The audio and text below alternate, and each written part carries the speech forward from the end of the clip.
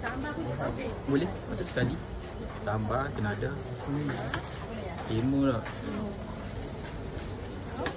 Lauk ni, air gula. Air gula. Campur. Nak kopi.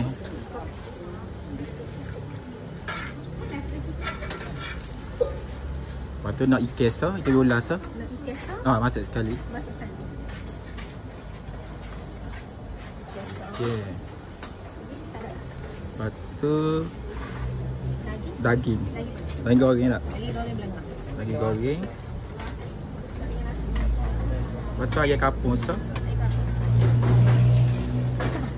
Ayam kapung goreng. Boleh bawah? Boleh. Oh, kita tengok sikit. Kalau gini berapa? Kalau dia ayam kampung seperti ni lapis ya. Gulai ikan 4 ya.